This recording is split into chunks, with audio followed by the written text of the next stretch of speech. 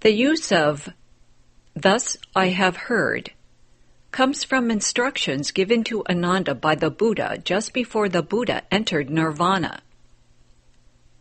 One day, Shakyamuni Buddha announced, "Tonight, in the middle of the night, I am going to enter nirvana." When Ananda heard this, he was so distraught that he cried like a baby for its mother and called, "Buddha, Buddha, please don't enter nirvana. Please don't cast us all aside." He cried and pleaded until his brain got addled, probably because he thought that this was what he should be doing. Just then a blind man came by, one unlike other blind men. His ordinary eyes were blind, but his heavenly eye was open. Because he was blind, he wasn't burdened with a lot of false thinking, and his mind was very clear. "Venerable one," he said, addressing Ananda, "why are you crying?" "The Buddha is about to enter nirvana," Ananda replied. "How can I hold back my tears?"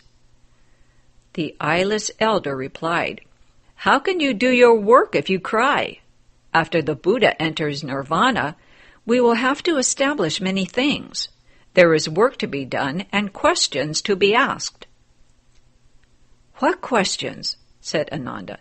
"The Buddha is going to nirvana. What is there left to do? What could be more important than the Buddha's nirvana?" The blind man, whose name was Aniruddha, and who was foremost in the capacity of the heavenly eyes, said, "There are 4 extremely important matters which must be settled." "What are they?" asked Ananda. "Compiling the sutras is one," he said. "With what words should we begin each sutra?" "True," said Ananda. "That is important. It's a good thing you brought it up. I never would have thought of it myself. All I can think of is the Buddha going to nirvana. What is the second question I should ask?" The Venerable Aniruddha said, "We have taken the Buddha as our teacher, but when he goes to nirvana, who will be our teacher? Should we look for another teacher?" "Right, right," said Ananda. "We should find another good teacher. You're quite right. What is the third?" Aniruddha said, "Now we live with the Buddha, but when he goes to nirvana, where will we live?" "That is very important," said Ananda. "Without a place to live, how can we cultivate the way? Should we find someplace else to live? These 3 matters are extremely important. What is the fourth?" Aniruddha said, "The Buddha can discipline evil-natured bhikshus, but after he goes to nirvana, how shall we take care of them?" Now, an evil-natured bhikshu does nothing but disturb other people. If you meditate, he walks around, clump, clump, making a lot of noise so that no one can enter samadhi. When people are walking, he sits to meditate. "Look at me," he says, "I sit much better than all of you," and pretends to have entered samadhi. When people are bowing to the Buddha, the evil-natured bhikshu likes to recite sutras, and when people are reciting sutras, he likes to bow to the Buddha. In general, he's got to have a special style, the evil-natured bhikshu style, and he does not follow the rules. If everyone goes one way, he goes the opposite way. He has no consideration for anyone else, but expects everyone to notice him. "He's terrific," everyone says. "He really cultivates." He insists on being special so that others will notice him and say that he is the best. Fiercely competitive, he must be the strongest, outstanding among the best. He stands like an Ashura with his hands on his hips as if to say, "See what a great hero I am?" He has to be different and outdo everyone else. When the Buddha was in the world, he could control such evil-natured bhikshus and they obeyed his instructions. But after he entered nirvana, who would supervise them? And who could control the evil-natured layman who says, "Look at me, I'm more dedicated than all of you other laymen"? Actually, it's just because of him and his special style that no one else is dedicated. Aniruddha said, "When the Buddha goes to nirvana, what are we going to do with the evil-natured bhikshus and evil-natured laymen?" "These are important questions," said Ananda. "I'll go ask right away." He wiped his eyes, blew his nose, and ran off to the Buddha. "Buddha, great master," he said, "I have 4 questions which I would like to ask you before you go to nirvana. World-honored one, won't you be compassionate and answer them?" "All right," said the Buddha. "Buddha," said Ananda, "you have spoken many sutras. When we compile and edit them, with what words should they begin?"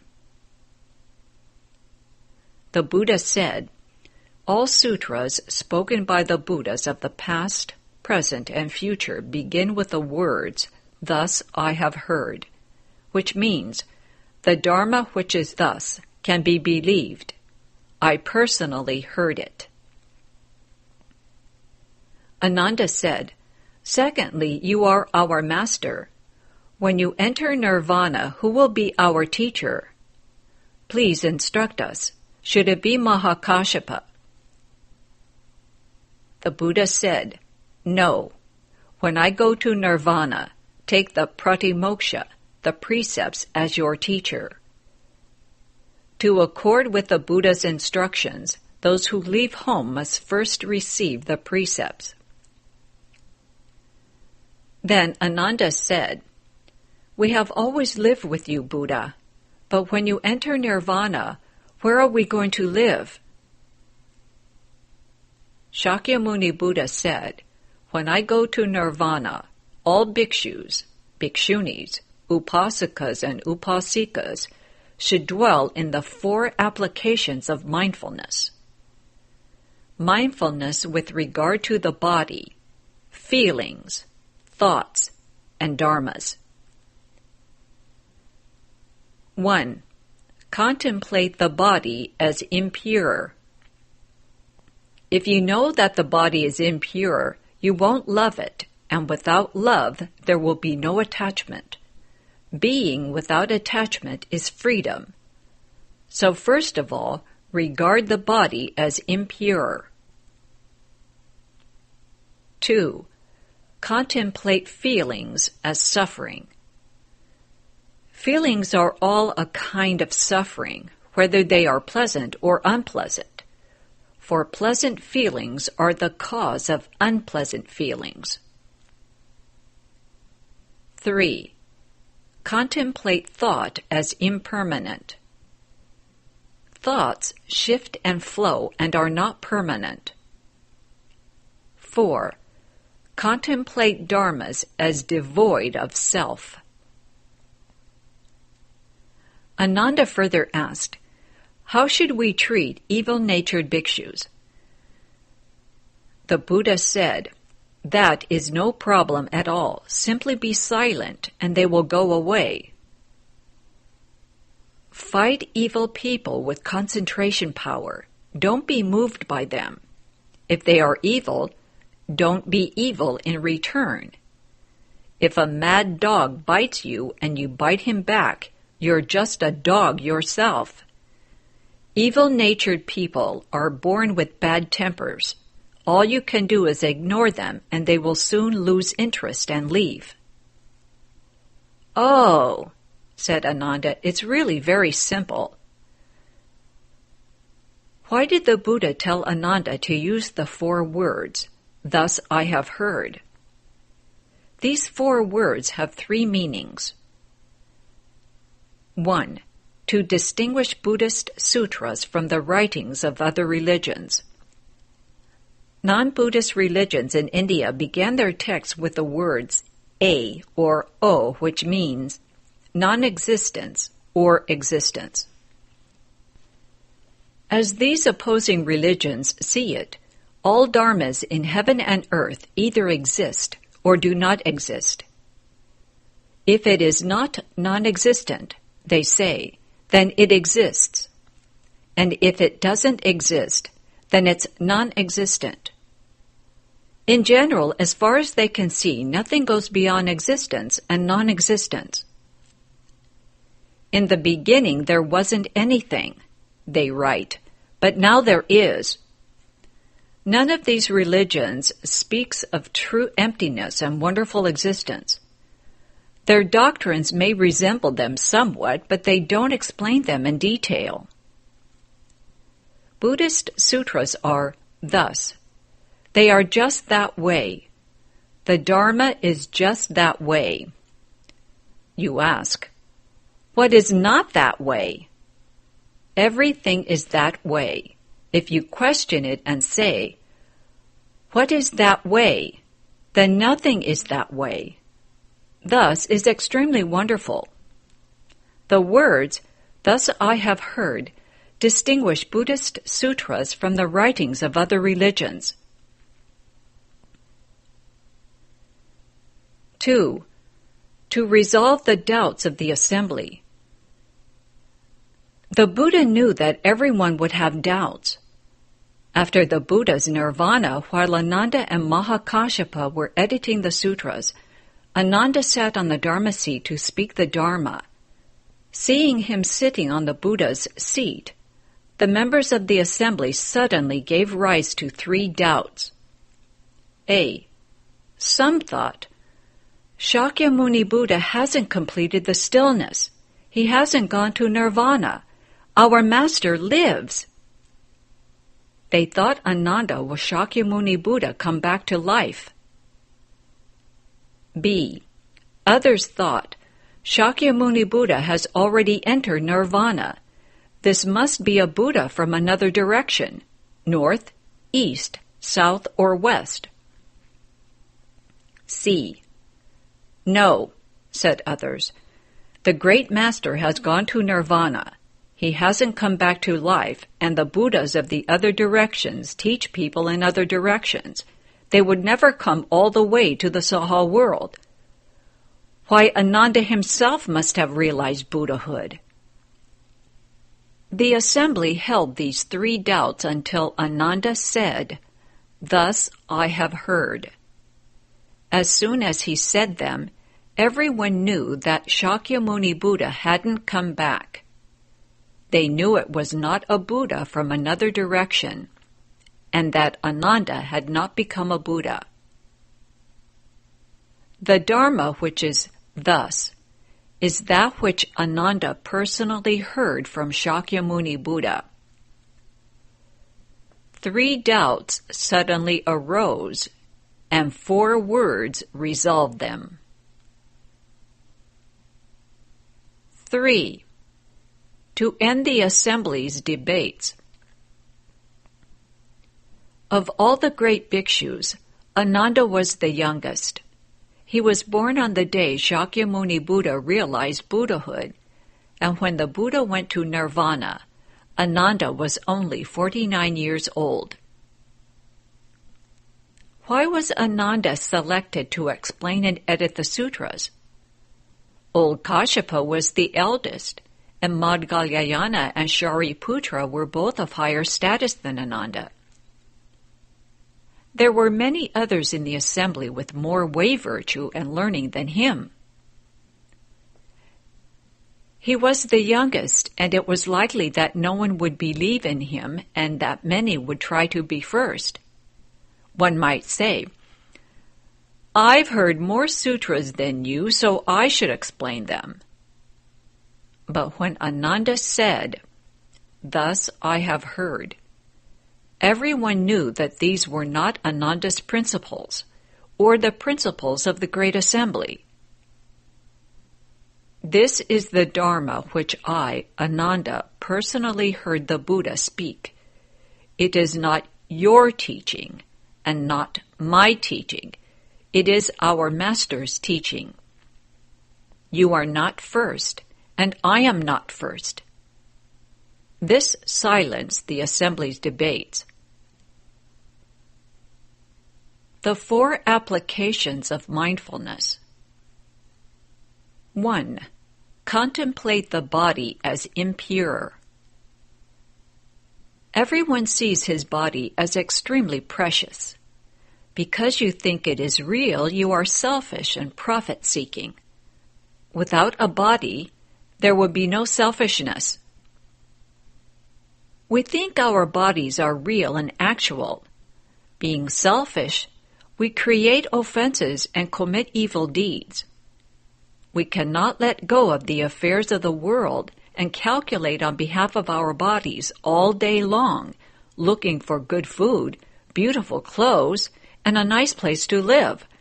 A little happiness for the body. On the day we die, we are still unclear. My body is dying, we moan. How can it do this to me? At that time, we know that our bodies are unreal, but it's too late. Too late for our regrets. Ultimately, is the body real? Stupid people think so, but wise people see it merely as a combination of the 4 elements: earth, air, fire, and water. It is not ultimate. Then, you ask, what is ultimate? Our own self-nature is bright and all-illumining. Our own self-nature is perfect and unimpeded. It is nowhere, and nowhere it is not. To the end of empty space, it exhausts the Dharma realm. Our bodies are temporary dwellings where our self-nature comes to live for a time. But the person dwelling in the hotel is not the hotel, and in the same way, his body is not him. The traveler who thinks that he is in the hotel is mistaken. If you know that the body is just like a hotel, you should seek that which dwells within it, for once you have found it, you will recognize your true self. From the time of birth, the body is impure, a combination of its father's semen and its mother's blood. The child grows up with greed, hate, stupidity, pride, and doubt. He commits offenses, creating the karma of killing, stealing, sexual misconduct, lying, and taking intoxicants and drugs. Offense karma is created because of the body. But is the body such a precious thing after all? No. A precious jewel is pure and undefiled, without stain or the slightest trace of filth. Our bodies, on the other hand, have 9 apertures which constantly secrete impure substances: tears from the eyes, wax from the ears, mucus from the nose. There are religions whose members eat mucus. They say that they are smelting the cinnabar. They also eat tears and earwax, thinking that these filthy substances are precious jewels. Isn't that pitiful? 2 ears, 2 eyes, and 2 nostrils make 6 holes. The mouth is full of phlegm and saliva. That's 7 holes.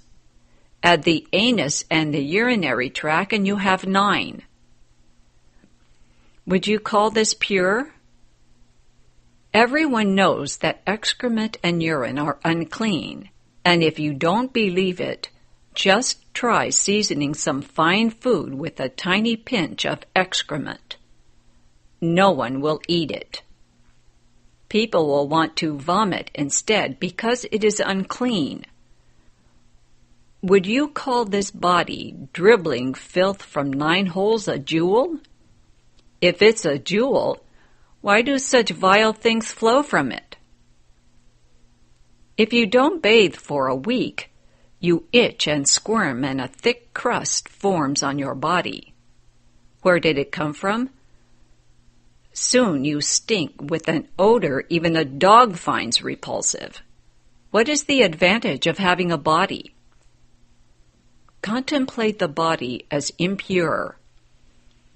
If you see how filthy it is, do you still love it? Are you still attached? What's the use of loving such a dirty thing? Then can I stab myself? Can I kill myself? You ask. No, that's not necessary. You must borrow this false body and use it to cultivate the truth. The self-nature dwells within the body. You enter the body of 5 skandhas and the yin and yang merged in a combination of purity and filth, which is your body. If you cultivate, you can go up and attain purity. If you do not cultivate, you will go down, create offenses, unite with filth, and turn into a ghost. Go up, become a Buddha. Whether or not you cultivate is up to you, however. Nobody can force you to cultivate. The Venerable Ananda thought that because he was the Buddha's cousin, he didn't need to cultivate. He thought that the Buddha would just give him samadhi. But the Buddha couldn't do that, and so it was not until after the Buddha's nirvana, when Ananda was about to edit the sutras, that he finally certified to the 4th stage of arhatship and realized that he could not neglect cultivation.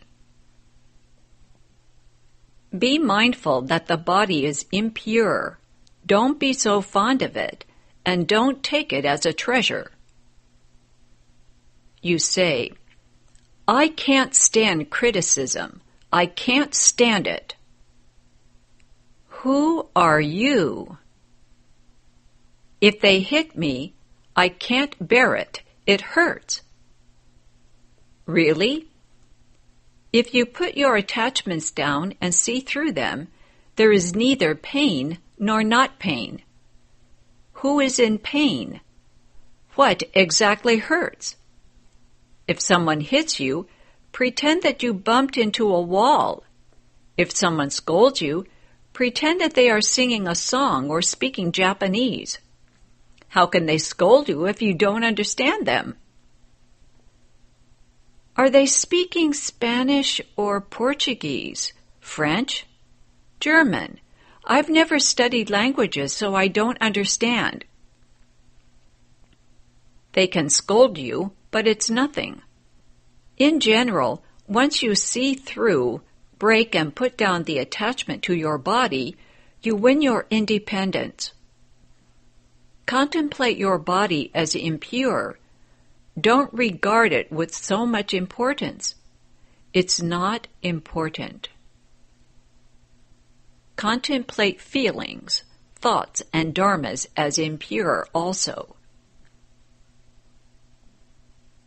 2. Contemplate feelings as suffering. Feelings may be pleasant, unpleasant, or neutral.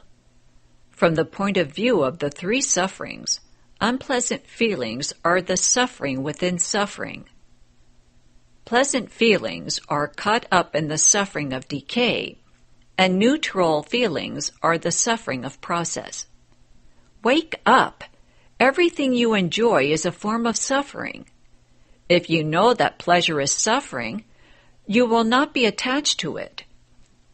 I often say, enduring suffering puts an end to suffering. Enjoying blessings destroys blessings. If you endure your suffering, it will pass. If you enjoy your blessings, they too will pass. Contemplate feelings as suffering. The body, thought, and dharmas are also suffering. Although there are 4 applications of mindfulness, You can divide them up. Each of the 4 characteristic qualities, impurity, suffering, impermanence, and the absence of self, can be applied to the body, to feelings, to thoughts, and to dharmas, making 16 applications in all. 3. Contemplate thoughts as impermanent. The Vajra Sutra says, past thought cannot be obtained. Present thought cannot be obtained, and future thought cannot be obtained. All your thoughts are unobtainable. They flow without stopping, and so they are impermanent. The body, feelings, and dharmas are also impermanent. 4. Contemplate dharmas as without self. Basically, there are no dharmas. Where does the self come from? The self is a combination of the 4 elements and the 5 skandhas, a creation of form dharmas. Outside of the 4 elements and the 5 skandhas, there is no self. So contemplate dharmas as being without a self. The 4 applications of mindfulness are very wonderful.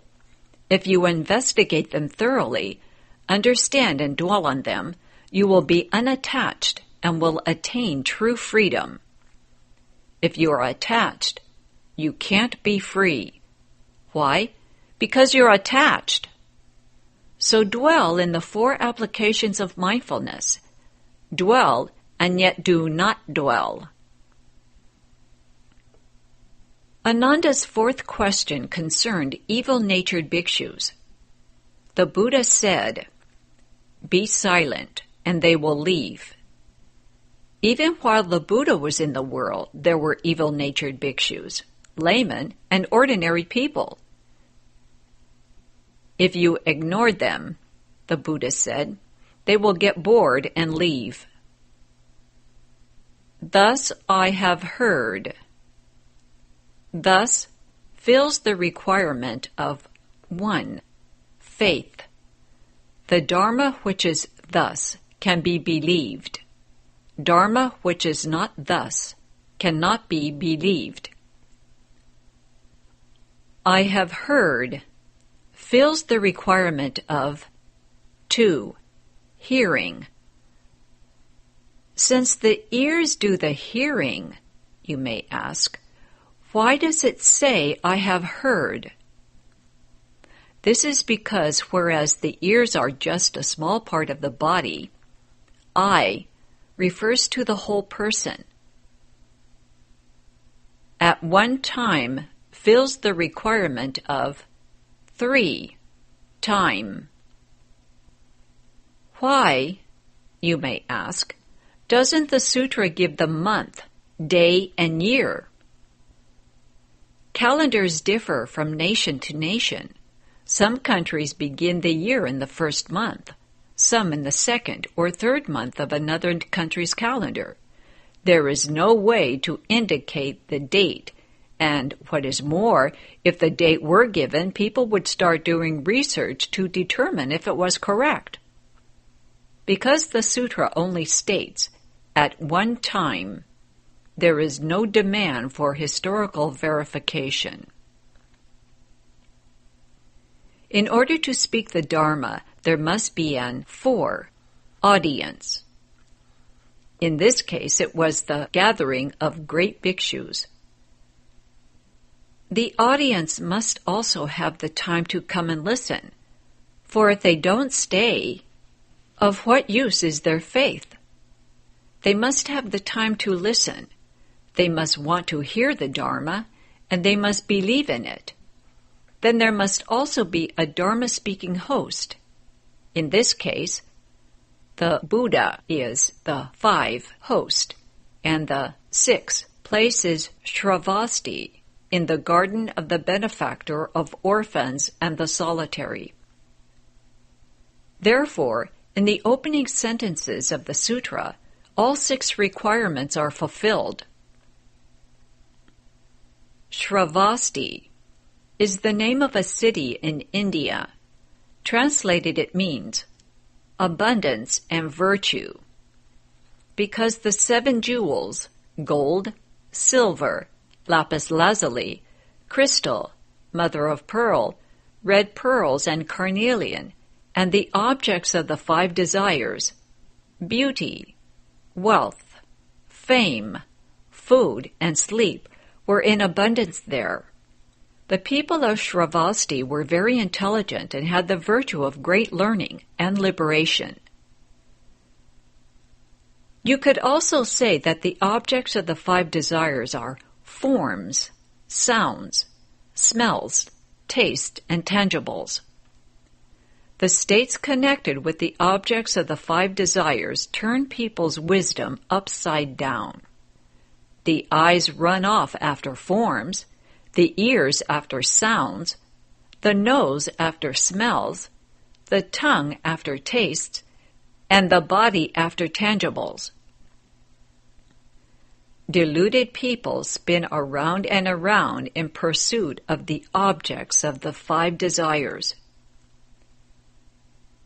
The people of Shravasti had great learning and refinement. They were also liberated, free, and unfettered, and were only slightly attached.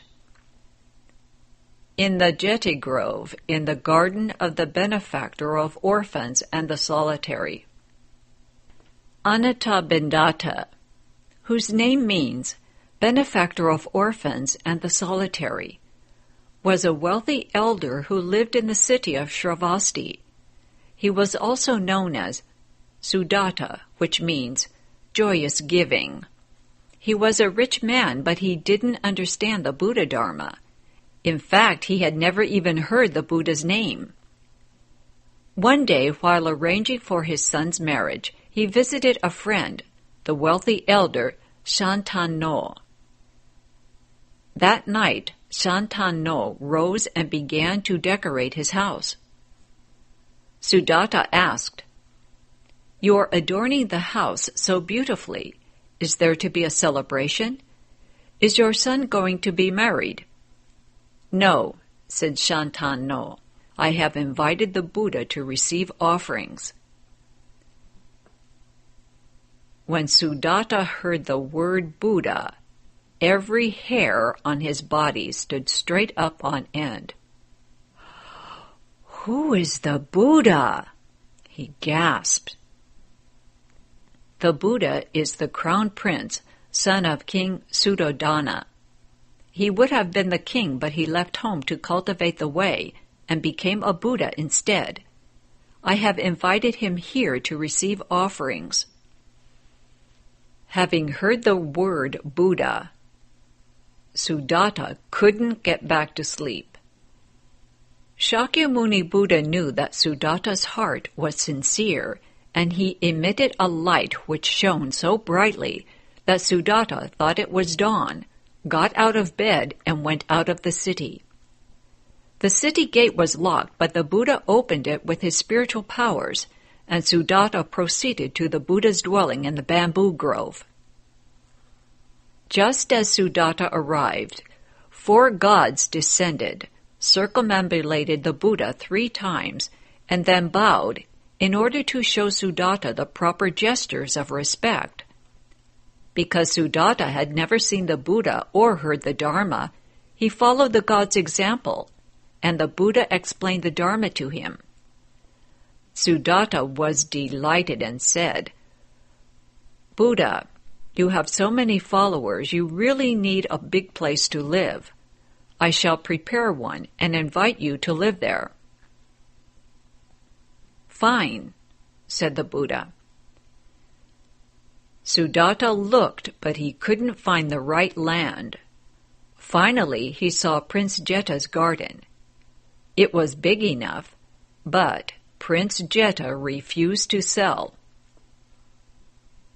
"If you want to buy my garden," he laughed, "first cover it with gold coins. That's my price."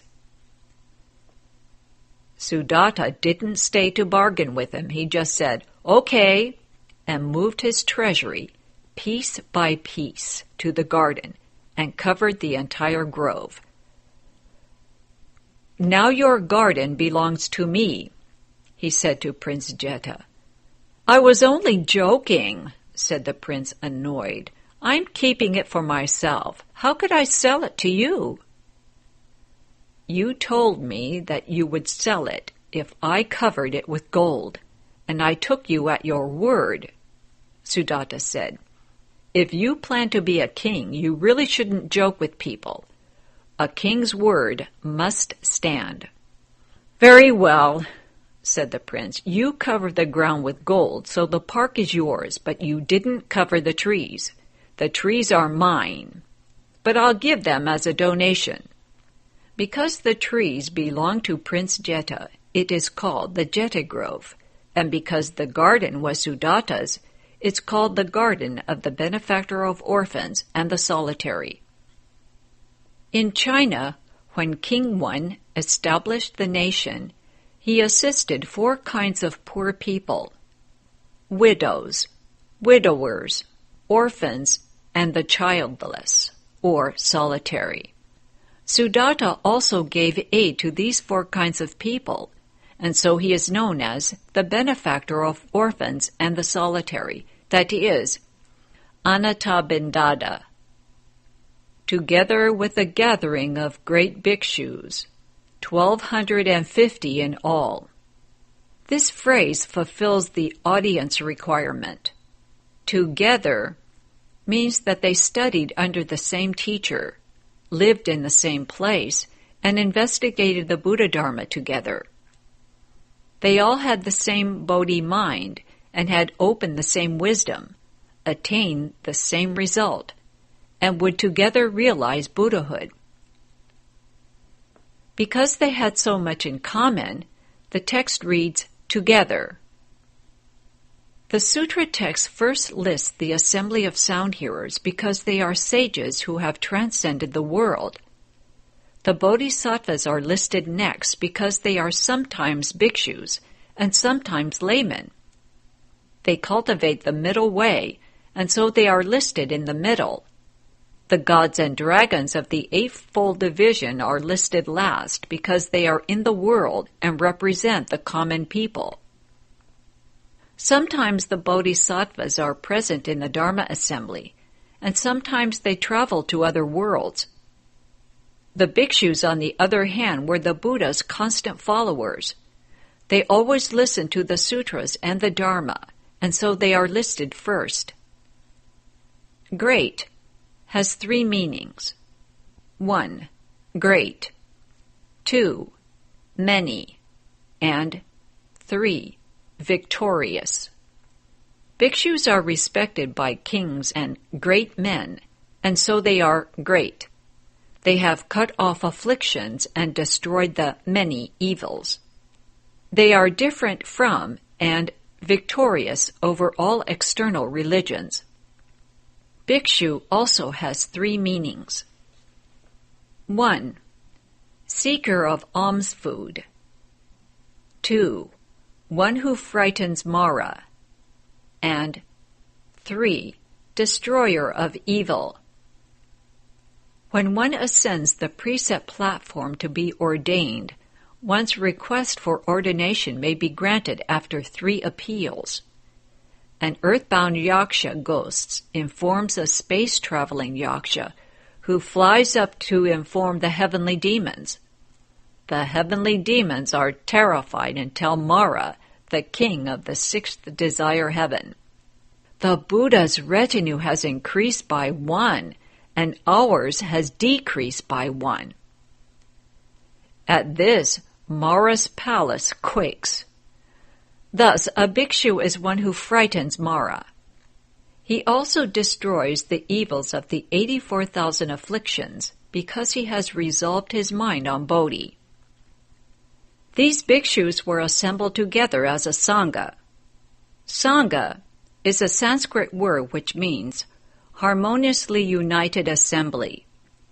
They live together without bickering or fighting, and are united in terms of phenomena and noumena. In terms of the noumenal aspect, they have given proof to liberation and to the unconditioned. In terms of the phenomenal, they are united in 6 ways. 1. As a harmonious group, they dwell together. They don't look at one another's faults and fight among themselves. No one has a special style. There are, for example, no solitary drinkers or smokers out of harmony with the rest. Everyone who lives with the Sangha must abide by the Sangha's rules. 2. With harmonious speech, they do not quarrel. They don't gossip. They don't say, so-and-so has such and such an asset, and so-and-so has such and such a fault. 3 frogs have 6 eyes. Their speech is harmonious, and what they talk about is important and has principle. They don't argue. 3. With harmonious thoughts, they enjoy the same things. One person likes to study the Buddha Dharma, and so does the next. One is vigorous, and the next is even more so. The more one person cultivates, the more the next cultivates. Everyone makes vigorous progress. Every day they are more energetic, not more lazy. Cultivating more and speaking less, their minds are in harmony. 4. With harmonious views, they have the same liberation. 5. With the same precepts, they cultivate together. 6. In harmony, they mutually share their benefits. 1,250 in all. These were the Buddha's constant followers, his retainers. When the Buddha went to lecture sutras, these arhats always went along, even if they had already heard the sutra. There were actually 1,255 disciples, but for the sake of convenience, the number was rounded off to 1,250. Where did the disciples come from? In the deer park, the Buddha first taught the 5 bhikshus. Then Yashas, the son of an elder, and his 49 disciples took refuge. The Venerable Shariputra and the Venerable Mahamadgalyayana each had 100 disciples who took refuge. That makes 255. The Kashyapa brothers had 1,000 disciples, making 1,255, and rounded off 1,250 in all. The 3 Kashyapa brothers had 1,000 disciples. 500 were with Uruvilva Kashyapa. Uruvilva means papaya grove, for it is said that he cultivated in a papaya grove. Some accounts claim that he had a lump on his chest which resembled a papaya, some describing it as concave and some as convex. What is probable is that he cultivated in a papaya grove, and, liking to eat papayas, in time a papaya grew on his chest. Papayas are good for curing illnesses of the lungs.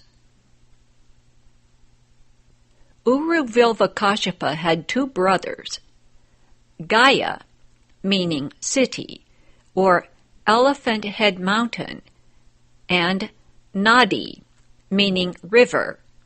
The 2 brothers had 500 disciples between them, and so the 3 brothers had a total of 1,000 disciples.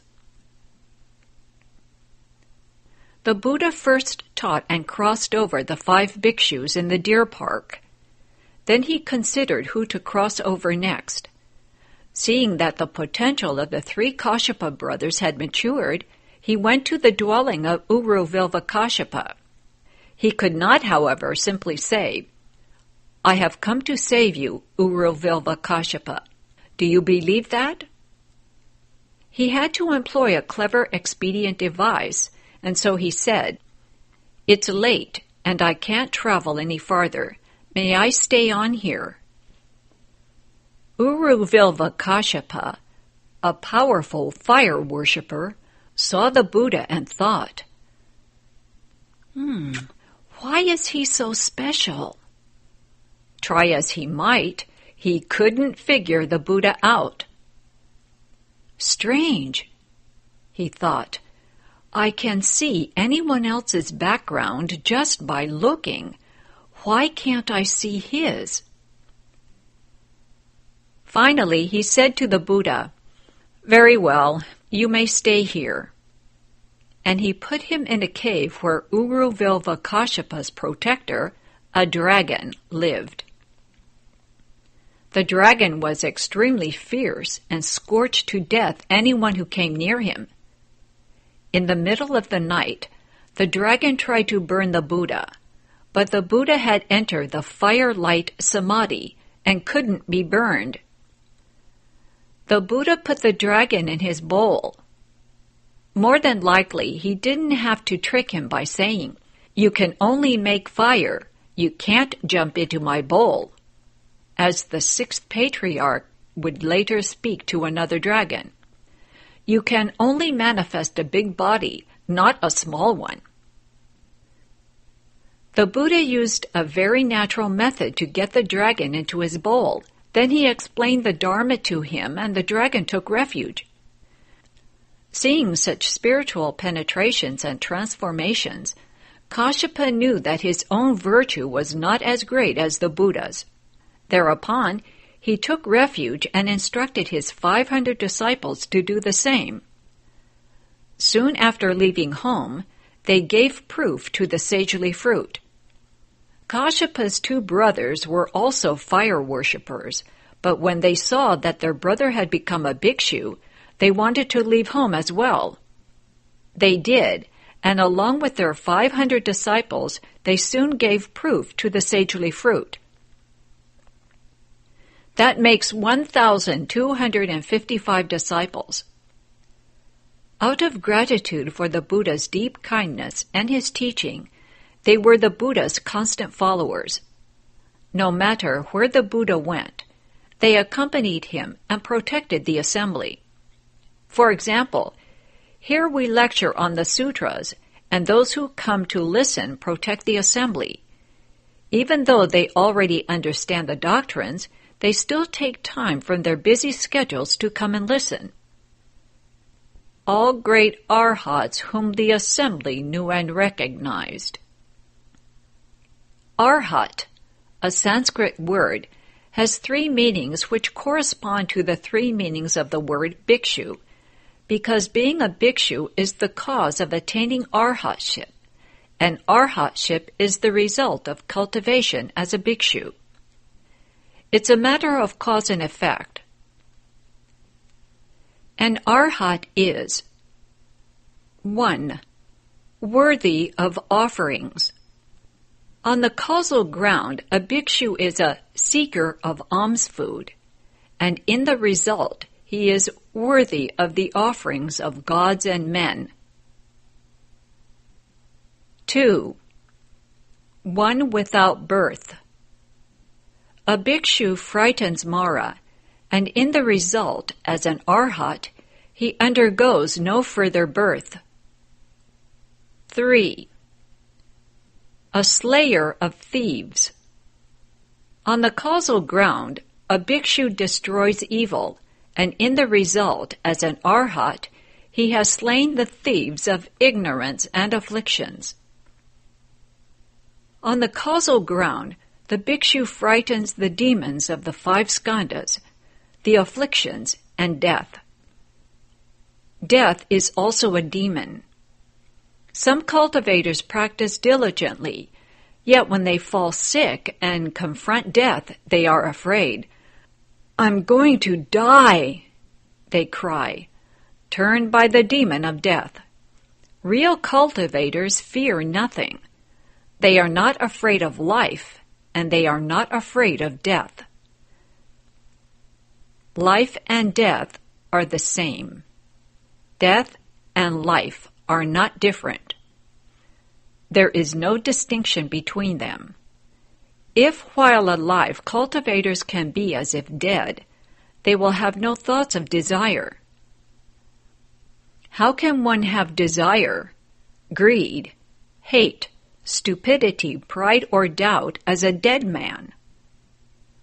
When one arrives at this state, there are no afflictions, no troubles at all.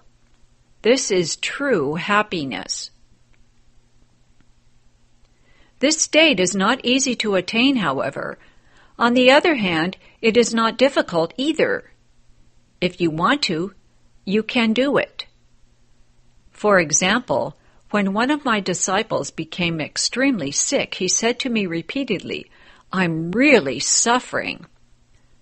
I said, "The more suffering you undergo, the better. The more you suffer, the more you will understand." One day it seemed as if he had died. He went to a happy place full of people. "Happiness is happiness," he said, "but I want to see my teacher." "Who is your teacher?" the people asked. As soon as they heard his teacher's name, they were unhappy. "You can't see your teacher here," they said. "Then I'm leaving," he said, and came back. He didn't die after all. You might say that he has conquered the demon of death. Subsequently, his skill has increased greatly. Whom the assembly knew and recognized. These arhats were all very famous, and their virtue was respected by the entire population. Everyone knew their names and recognized their faces. Sutra. Elders Shariputra, Maha Madgalyayana, Mahakashyapa, Mahakatyayana, Mahakaustila, Ravata, Sudimpantaka, Nanda, Ananda, Rahula, Gavampati, Pindola Bharadvaja, Kaladanyan, Mahakapina, Vakula, Aniruddha, and others such as these, all great disciples. Commentary. Elder is a term used to show respect for another's position. There are three kinds of elders. 1. Elders in age. 2. Elders in the Dharma nature. 3. Elders in blessings and virtue.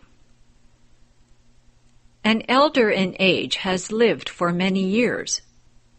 A Dharma nature elder understands the Buddha Dharma and comprehends his self-nature. Regardless of his age, he is nonetheless an elder in terms of his wisdom and intelligence. One such as this may be young in years, but he can lecture on sutras and speak the Dharma. His wisdom is limitless, and his eloquence is unobstructed. Elders in blessings and virtue are fortunate because people like to make offerings to them. Because of their virtuous conduct, they are fields where, by making offerings, one plants the causes of future blessings. Shariputra was a Dharma nature elder. At the age of 8, he studied and mastered all the Buddha Dharma in only 7 days, and he could out-debate all the Indian philosophers. His name is Sanskrit. His father's name was Tishya, and his mother's name was Sarika.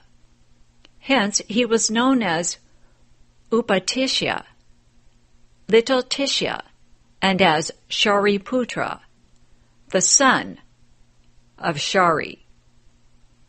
The word Shariputra may be translated 3 ways. 1. Body, son, because his mother's body was extremely beautiful and her features very refined. 2. Egret, son, due to his mother's eyes, which were as beautiful as an egret's. And 3. Jewel, sun, because her eyes shone like jewels. Shariputra's mother's eyes were beautiful, and when she bore this jewel-eyed son, his eyes were beautiful too. He was the foremost of the Shravakas in wisdom. While still in the womb, he helped his mother debate, and she always won. In the past, whenever she had debated with her brother, she had always lost. But while she was pregnant with Shariputra, her brother always lost. "This isn't your own power," he said. "The child in your womb must be incredibly intelligent. He is helping you debate, and that's why I lose."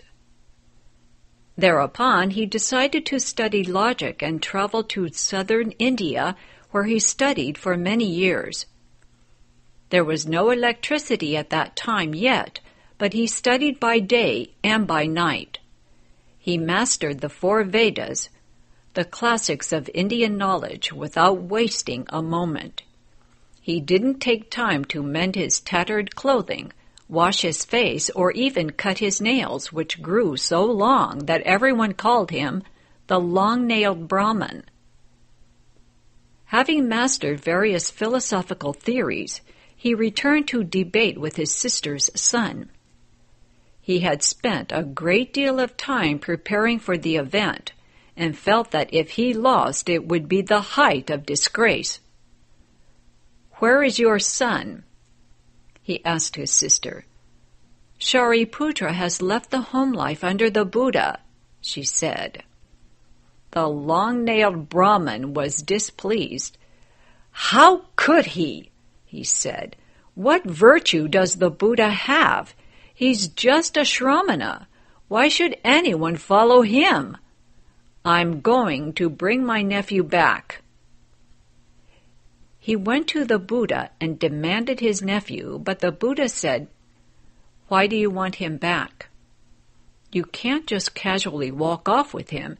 Establish your principles, and I'll consider your request." "I take non-accepting as my doctrine," said the uncle. "Really?" said the Buddha. "Do you accept your view of non-accepting? Do you accept your doctrine or not?" Now the uncle had just said that he didn't accept anything.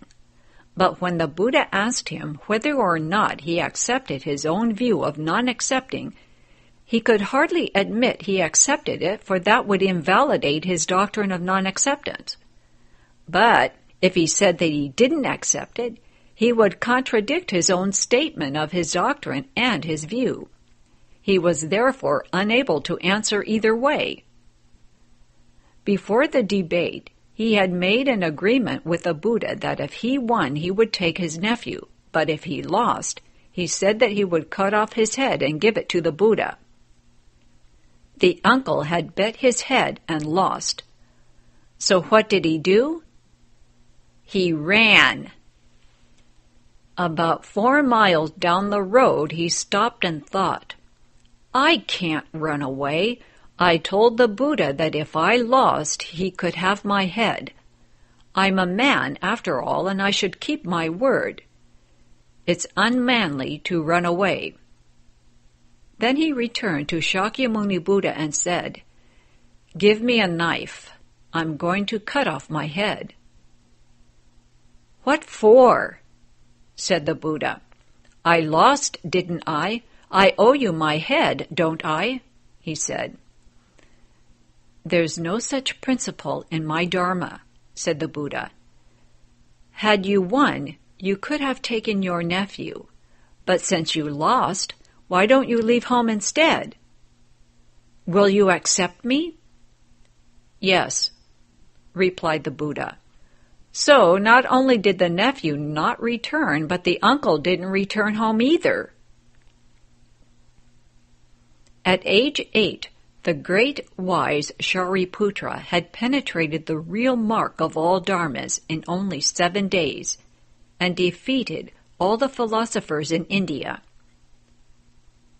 When Shakyamuni Buddha spoke the Amitabha Sutra without request, Shariputra was at the head of the assembly because only wisdom such as his could comprehend the deep, wonderful doctrine of the Pure Land Dharma door. Not only was he foremost in wisdom, he was not second in spiritual penetrations either.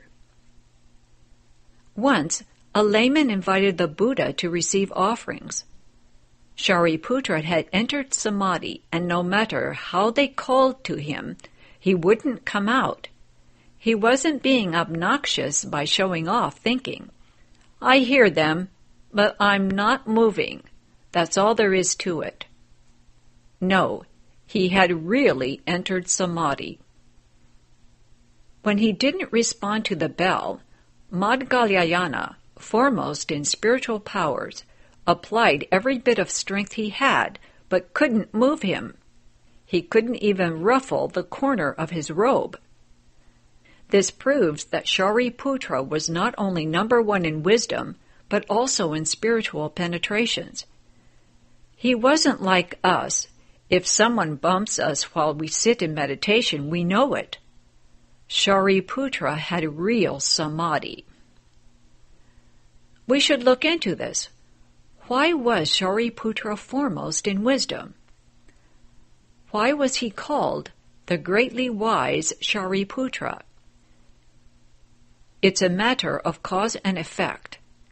In a former life, in the causal ground, when he first decided to study, he met a teacher who asked him, "Would you like to be intelligent?" "Yes, I would," said Shariputra. "Then study the Dharma door of prajna wisdom. Recite the Great Compassion Mantra, the Shurangama Mantra, the 10 small mantras, and the Heart Sutra. Recite them every day and your wisdom will unfold." Shariputra followed his teacher's instructions and recited day and night while standing, sitting, walking, and reclining. He didn't recite for just one day, but made a vow to recite continuously, to bow to his teacher, and to study the Buddha Dharma life after life. Life after life he studied prajna, and life after life his wisdom increased until, when Shakyamuni Buddha appeared in the world, Shariputra was able to penetrate the real mark of all dharmas in only 7 days. Who was his former teacher? Just Shakyamuni Buddha. When Shakyamuni Buddha realized Buddhahood, Shariputra became an arhat, and because he obeyed his teacher, he had great wisdom. He never forgot the doctrines his teacher taught him, and soon, in 7 days, he mastered all the Buddha's dharmas. When one has not studied very much Buddha Dharma in the past, one learns mantras and sutras slowly. One may recite the Shurangama mantra for months and still be unable to recite it from memory. It is most important, however, not to be lazy. Be vigorous and diligent. Like Shariputra, don't relax day or night. Those who can't remember should study hard, and those who can should increase their efforts and enlarge their wisdom. You should consider, why is my wisdom so much less than everyone else's? Why is his wisdom so lofty and mine so unclear? Why do I understand so little? It's because I haven't studied the Buddha Dharma. Now that we have met the Dharma, we should vow to study it. Then in the future we can run right past Shariputra and study with the greatly wise Bodhisattva Manjushri, who is far, far wiser than the Arhat Shariputra.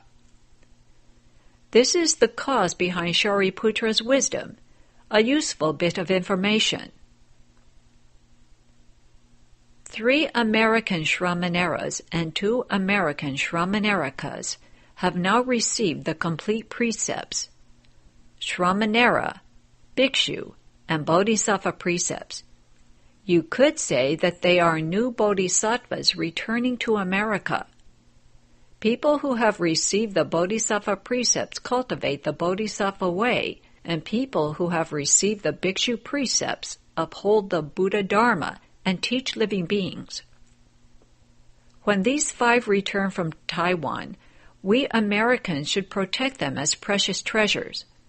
All of you should be their Dharma protectors, for they are returning to America to establish American Buddhism, so that in the future, Americans will be able to cultivate and realize Buddhahood. This is my hope. The Sanskrit word maha has 3 meanings. 1. Great. 2. Many. And 3. Victorious. As an elder, one is respected by many kings and great ministers. Having studied the sutras in the Tripitaka, an elder has victoriously transcended all non-Buddhist religions. Madhgalyayana is Sanskrit and means descendant of a family of bean gatherers. His name also means turnip root, because his ancestors ate turnips when they cultivated the way. He is also called Kolita, after the tree where his father and mother prayed to the spirit of that tree for a son. This venerable one was the foremost in spiritual penetrations. In his cultivation of the way, when he first certified to arhatship, he obtained 6 kinds of spiritual penetrations: the heavenly eye, the heavenly ear, the knowledge of others' thoughts, the knowledge of past lives, the extinction of outflows, and the complete spirit. With the heavenly eye, one sees not only the affairs of men, but every action of the gods as well. With the heavenly ear, one hears the gods speaking. With the knowledge of others' thoughts, one knows what others are thinking and planning before they speak. With the knowledge of past lives, not only does one know what they are thinking, but one clearly knows their causes and effects from former lives. As to the extinction of outflows, all people have outflows. They are like leaky bottles. Pour something in the top, and it flows out the bottom. The bigger the hole, the faster the flow. The smaller the hole, the slower the flow. If there are no holes, there are no leaks, no outflows. The extinction of outflows is the absence of leaks. What outflows do people have? Food and drink become the outflows of feces and urine.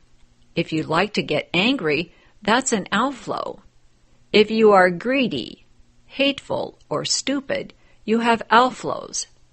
Pride and doubt are outflows too. With outflows, nothing can be retained, but without them, all leaks disappear. Outflows are simply our faults. People, if we don't have big sicknesses, we have small sicknesses. And if we don't have small sicknesses, we have little faults. If we don't have big outflows, we have small outflows. And if we don't have small outflows, we have slow leaks, little bad habits. A lot can be said about outflows. The absence of them is called the penetration of the extinction of outflows. The penetration of the complete spirit is also called the penetration of the realm of the spirit, and the spiritual penetration of everything as you will it to be. The complete spirit means that you have an inconceivable power. Not even the ghosts and spirits can know of your 1,000 changes and 10,000 transformations, for you have penetrated all realms and states without obstruction. As you will means that everything is the way you want it. If you want to go to the heavens, you go. If you want to go down into the earth, you go. You can walk into the water without drowning, and into the fire without burning. If you're in your room and think, I'd rather not go out the door, you can walk right through the wall. How can this be? It's as you will, according to your thought. However you think you would like it to be, that's the way it is. You just have to make a wish and you attain your aim.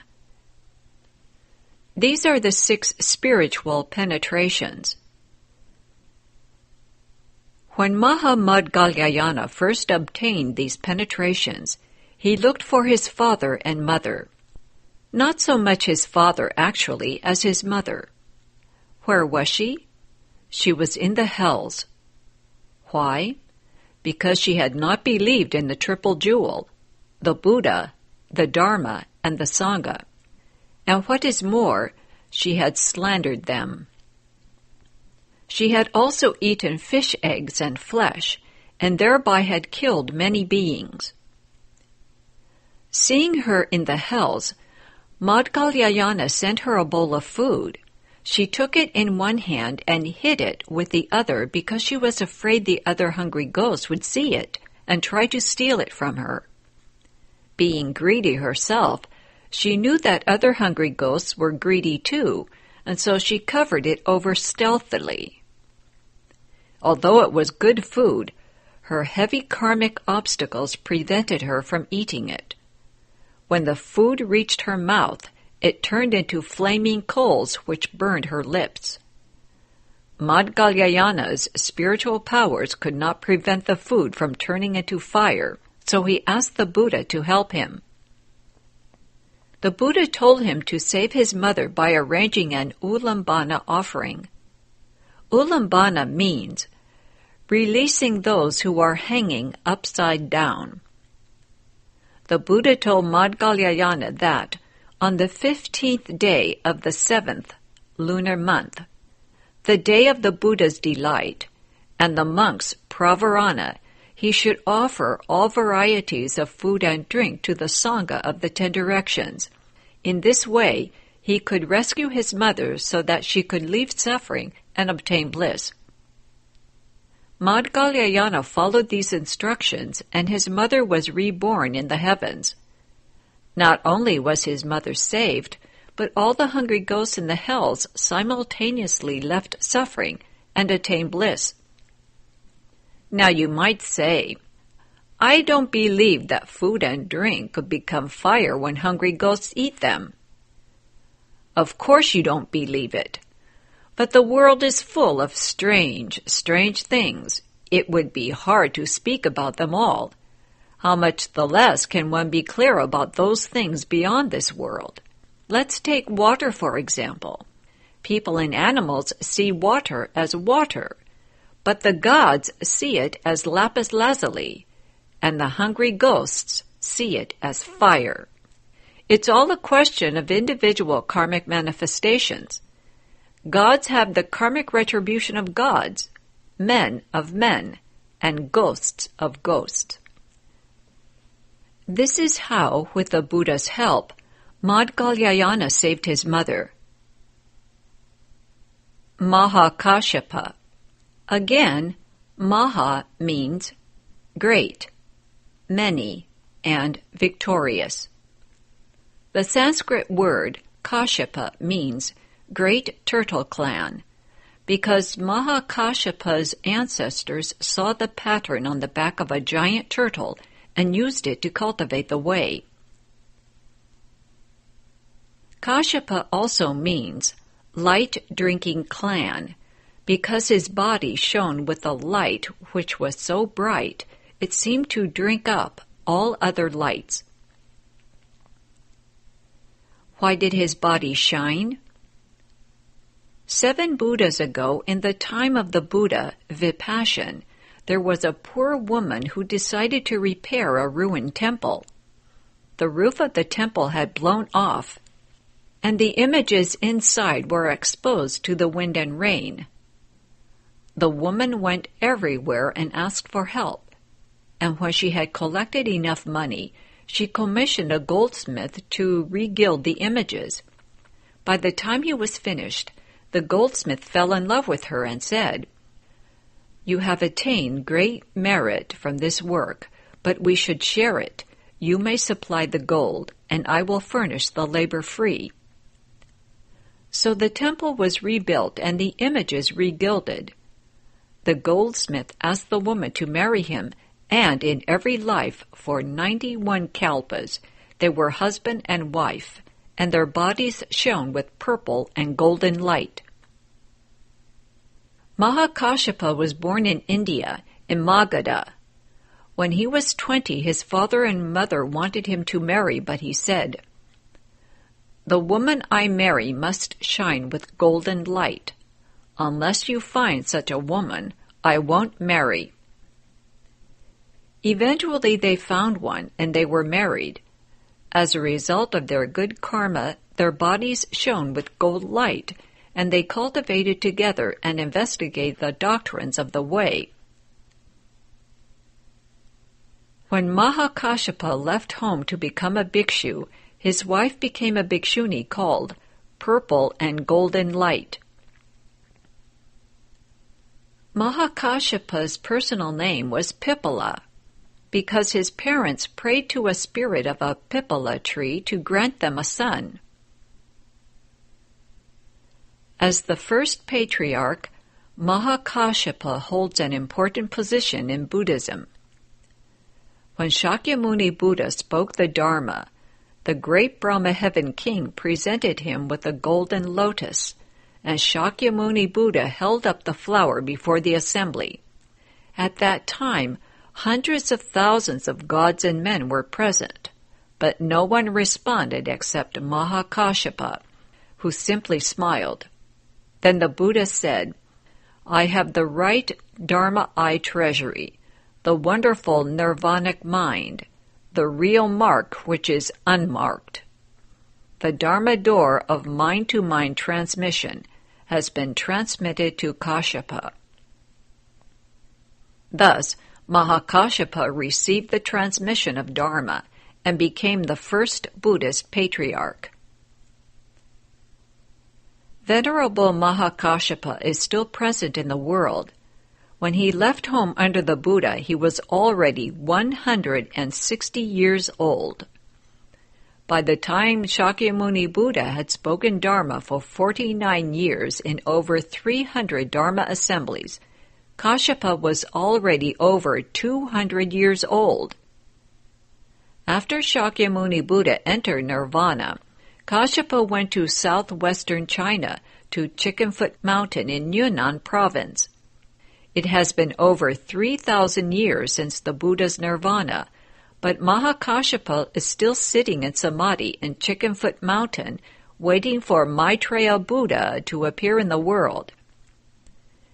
At that time he will give Maitreya the bowl which the 4 heavenly kings gave Shakyamuni Buddha, and which Shakyamuni Buddha gave him, and his work in this world will be finished. Many cultivators travel to Chickenfoot Mountain to worship the patriarch Kāshyapa, and on the mountain there are always 3 kinds of light: Buddha light, gold light, and silver light. Those with sincere hearts can hear a big bell ringing inside the mountain. It rings by itself, and although you can't see it, you can hear it for several hundred miles. It's an inconceivable state. Mahakāshyapa was the foremost of the Buddha's disciples, both in ascetic practices and in age. None of the Buddha's disciples was older, and none of them endured more suffering. The term ascetic practice means making an effort, raising up one's spirits with courage and vigor. The cultivation of the 12 kinds of ascetic practices is a sign that the Buddha Dharma is being maintained. For as long as they are practiced, the Dharma will remain in the world. If they are not practiced, the Buddha Dharma will disappear. Of the 12 ascetic practices, the first 2 deal with clothing. 1. Wearing rag robes. One gathers unwanted cloth from garbage heaps, washes it, and sews it into a robe. There are many advantages in wearing rag robes. First of all, they decrease greed. When you wear them, your heart is peaceful and calm. They also prevent others from being greedy. If you wear fine, expensive clothes, others may become envious and may try to steal them, but no one wants to steal rag robes. So the first ascetic practice benefits you and others. Those who have left home are called tattered sons because they wear rag robes. 2. Wearing only 3 robes.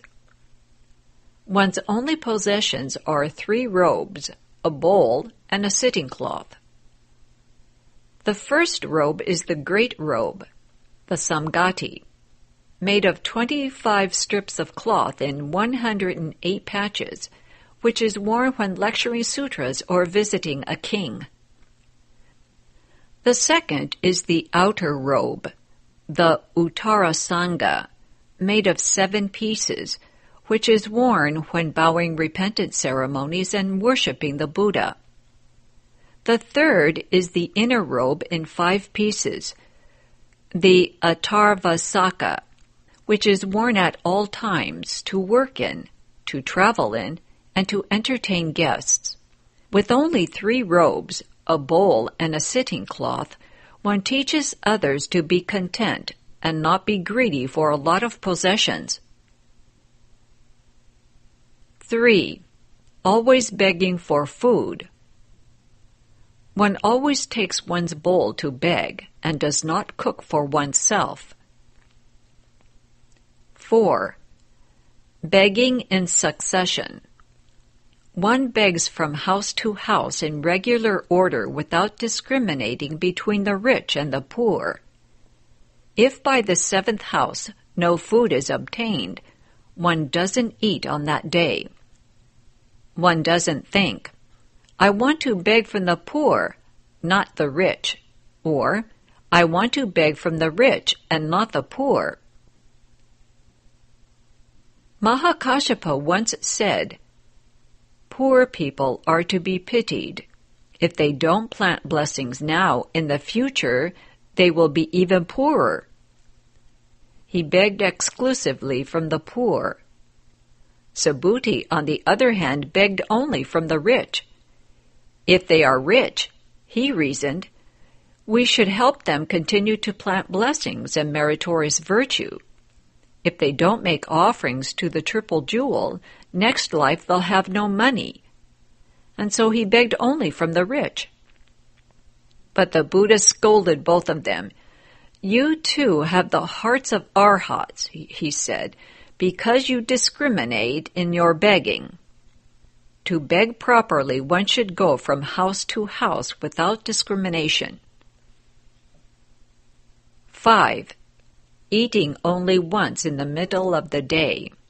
This means that you do not eat in the morning or in the evening, but only between the hours of 11 and 12 o'clock in the morning. Some who don't understand the Buddha Dharma think that eating once in the middle of the day means simply eating only one lunch. It actually means that one doesn't eat in the morning or in the evening, but only once in the middle of the day. In China, when one receives the precepts, they ask, Nang Chur, which means, can you keep them? The preceptee answers, Nang Chur, which means, I can. If one eats in the morning, noon, and evening, however, one can answer, nangcher, which sounds the same but means I can eat. Eating once a day at noon is one of the Buddha's rules because the Buddha only responded to offerings of food at noon. Gods eat in the morning, animals eat in the afternoon, and ghosts eat at night. Those who have left home do not eat at night because when ghosts come out at night to look for food and hear the sounds of chopsticks, they run to steal the food. The food the people are eating turns into fire in the ghosts' mouths, and they get angry and take revenge by making people sick. 6. Reducing the measure of what you eat. If you can eat 3 bowls, then eat only 2.5. If you can eat 2 bowls, then eat only 1.5. Always eat a little less. If you eat too much, your stomach can't hold it, and you'll have to do a lot of work on the toilet. Eat less. 7. Not drinking juices after noon. After 12, you don't drink apple juice, orange juice, milk, or any kind of juice at all, how much the less bean curd broth. True ascetics don't drink juices after noon. Some people cultivate 1 or 2 of these practices, and some cultivate more. Some cultivate only 1, and some cultivate all 12. It's not fixed. It depends upon how strong you are. Since cultivators can't avoid the question of clothing, food, and dwelling, these 12 ascetic practices have been established to deal with them. The 5 which concern dwelling are: 8. Dwelling in an aranya. Aranya is a Sanskrit word which means still and quiet place. In an aranya, one is left alone and there are no distracting noises. It is said, "What the eyes don't see won't cause the mouth to water. What the ears don't hear won't cause the mind to transgress." When people see food, they give rise to desire for it, and their mouths water. If your ears don't hear confusing sounds, there is no affliction in your mind. In a still, quiet place, it is easy to cultivate diligently and enter samadhi. 9. Dwelling at the foot of a tree. You live beneath a tree, but not under any one tree for more than 3 nights. After 2 nights, you move for fear that someone might come and make offerings to you. Cultivating ascetics don't like to have such dharma affinities or a lot of food and drink, and so they live under a tree. 10.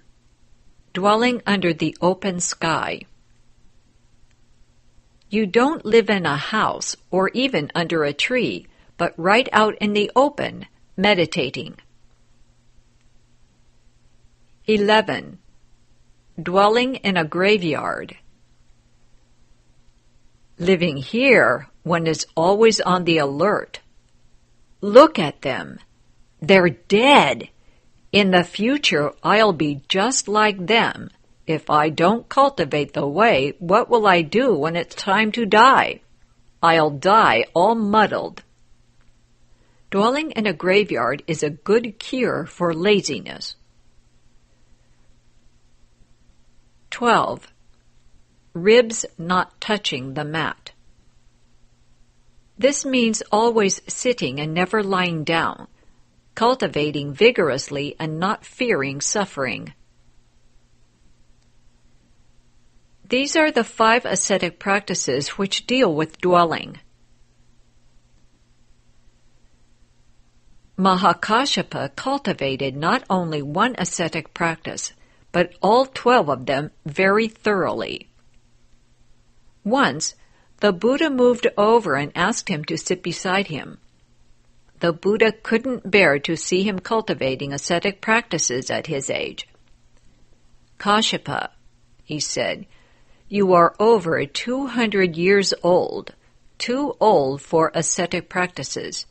Take it easy. You can't endure them." The Venerable Kashyapa smiled.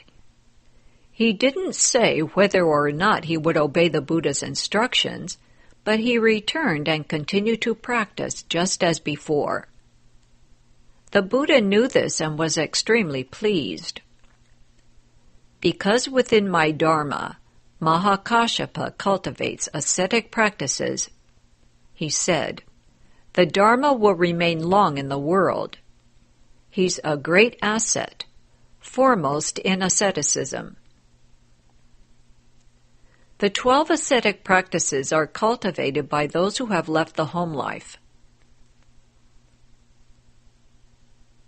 "I haven't left the home life," someone says. "Why are you explaining them to me?" This seems like a good question, but if you look into it, it's really irrelevant. Why? Perhaps you have not left home in this life, but how do you know that you did not leave home in a past life and cultivate these practices? Perhaps you have just forgotten, and so I am reminding you. Even if you did not leave home in past lives, perhaps next life the opportunity will arise, and the Bodhi seeds planted in this life will mature. Then your merit and virtue will be perfected, and you will feel very comfortable practicing asceticism. Because you heard about it in this life, next life you will enjoy cultivating it. Perhaps in the past you planted good causes, and now you reap the good fruit. Or perhaps in this life you plant good causes, and in a future life will reap the good fruit. No one can say that someone will always leave home, or that someone else will always be at home, or that someone will always be a common person. Common people all have the opportunity to realize Buddhahood. In the future, these 12 ascetic practices will be of great use. Maha Katyayana. Maha has been explained. Katyayana means literary elegance. Because of all the Buddha's disciples, this venerable one was the foremost in debate. No one could out-debate him. On one occasion, a non-Buddhist who believed in annihilationism said, "Buddhists speak of the revolving wheel of the 6 paths of rebirth and maintain that after death one may be reborn again as a person, but this principle is incorrect. Why? If people can come back as people, why hasn't anyone ever died and then returned home or sent a letter to his family? There is no basis for such a view. When people die, they go out like a lamp and they can't be born again. Buddhists imagine that there is rebirth, but actually there is none." Mahakatyayana replied, "You've asked why those who die do not return. Before I answer, first let me ask you a question. If someone were put in jail for a crime, could he return home at his convenience?" "No," said the non-Buddhist, "of course not." Katyayana continued, "When people descend to rebirth in the hells, it's just the same and they can't return. In fact, they are even less free to leave." The non-Buddhist said, "Granted that those born in the hells cannot return, still, those born in the heavens are very free. Why has none of them ever sent a letter home informing his family of his whereabouts?" Katyayana said, "What you say has principle, but, by way of analogy, suppose someone slipped and fell into a toilet. Not a flush toilet. Obviously, no one could fall into a flush toilet, but into a pit toilet about as big as a bedroom. Once he got out, would he decide he liked the aroma there and jump back in again? Heavens, no! Exclaimed the non-Buddhist. The world of men, said Katyayana, is just like a toilet, and birth in the heavens is like getting out. That's why no one comes back. Even if they did, there's the time difference to consider. For example, 1 day and night in the heaven of the 33 is equal to 100 years in the world of men. Born there, it would take a couple of days to find a place to stay and get settled, and by the time one returned on the 3rd day, one's friends would have long been dead. Thus, Mahakatyayana's eloquence defeated non-Buddhists who were attached to the idea of annihilationism or permanence. They lost every time. Katyayana's name also means fan cord. Soon after he was born, his father died and his mother wanted to remarry, but the child was a tie, like a fan cord, which prevented her from doing so. He is also called Good Shoulders, because his shoulders were beautiful, and Victorious Thinker, because his eloquence was unobstructed. There are 4 kinds of unobstructed eloquence. 1. With unobstructed eloquence in Dharma, one can explain the Dharma without obstacle. 2. With unobstructed eloquence in meaning, one can explain the Dharma's limitless meanings. 3. With unobstructed eloquence in phrasing, one's rhetoric is effective. 4. With the eloquence of unobstructed delight in speech, one takes delight in explaining the Dharma. Because he had these 4 kinds of unobstructed eloquence, Mahakatyayana was the foremost of the Buddha's disciples in debate. Mahakaustila. Mahakaustila was Shariputra's maternal uncle. His name means big knees, because big knees ran in the family. He too was gifted in debate. In order to defeat his nephew, he went to southern India to study non-Buddhist debating theories, rushing through his meals and gulping down water, studying so hard that he didn't even take time to wash his face or cut his nails. His nails grew so long, in fact, that he was nicknamed the long-nailed Brahmin. Ravata. Ravata means constellation. He was named after the 4th of the 28 constellations, the house, the rabbit, and the sun, because his parents prayed to this constellation in order to have their son. Ravata also means false unity. One day he went walking.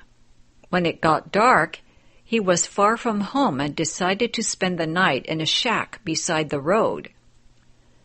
Just as he was about to fall asleep, 2 ghosts walked in, a big ghost and a small ghost. The big ghost was really big, with a green face, red hair, and a huge mouth with 6 teeth hanging like elephant's tusks from it. One look at him would have scared you to death. The little ghost was even uglier. His eyes, ears, nose, and mouth had all moved to the middle of his face. The 2 came in dragging a corpse and asked Ravata, "What do you think? Should we eat this corpse or not?" What they meant was, "If you tell us to eat the corpse, we'll eat you instead. If you tell us not to eat the corpse, we won't have anything to eat, and so we'll have to eat you." The ghosts were going to eat him no matter what he said. Ravata didn't say a word. The big ghost bit off the corpse's legs, and the little ghost ripped off Ravata's legs and stuck them on the corpse. Then the big ghost ate the corpse's arms, and the little ghost ripped off Ravata's arms and stuck them on the corpse.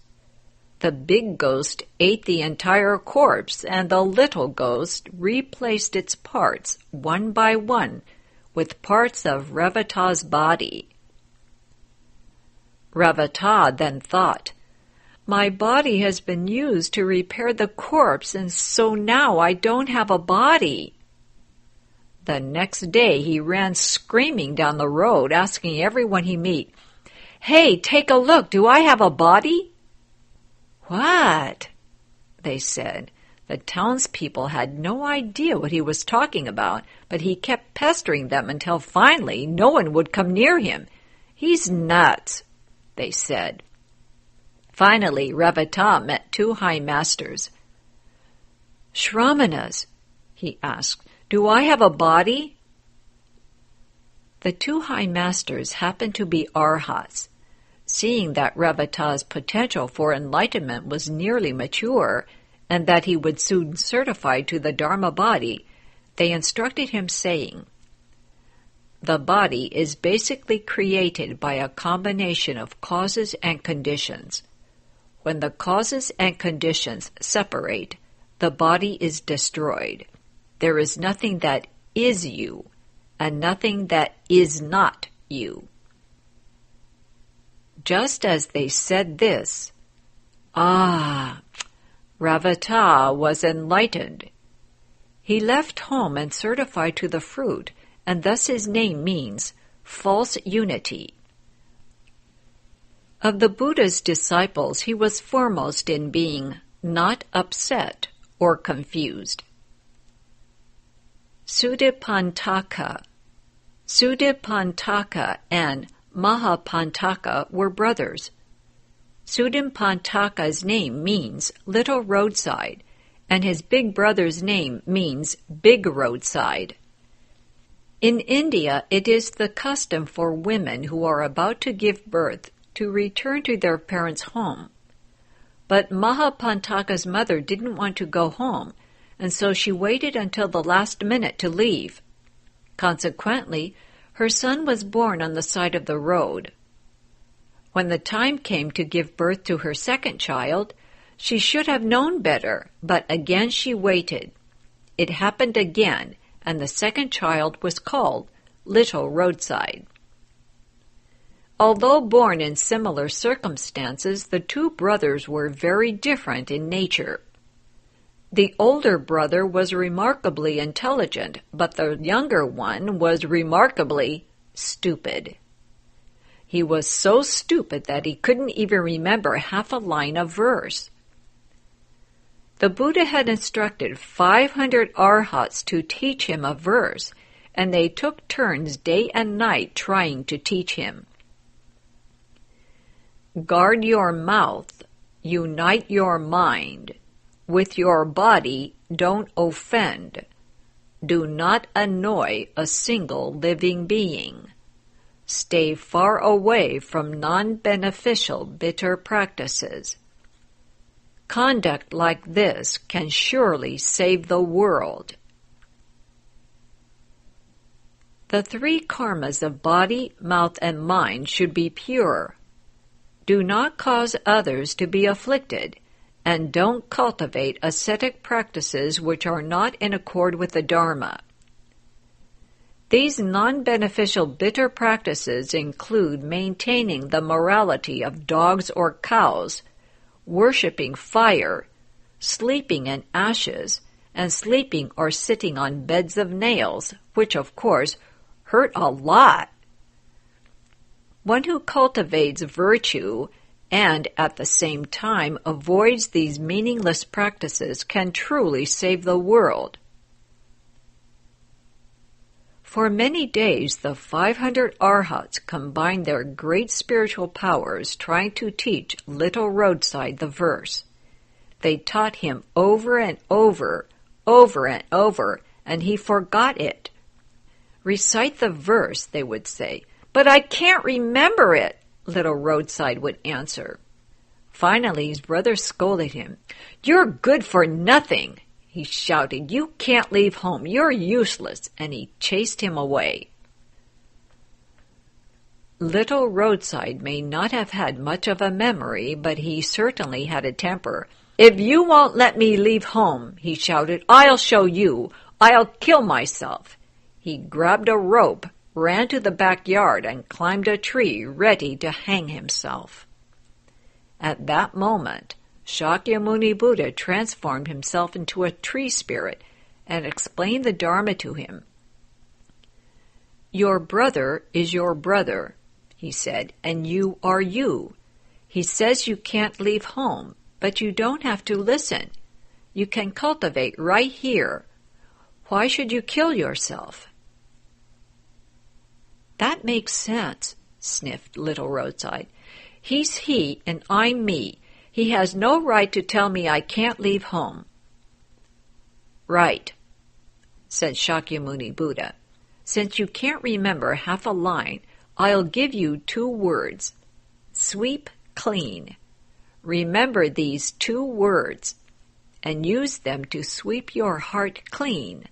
Sweep the floor and sweep your heart free from dust." Little Roadside said, "Yes, I'll sweep my heart. Sweep—" "What?"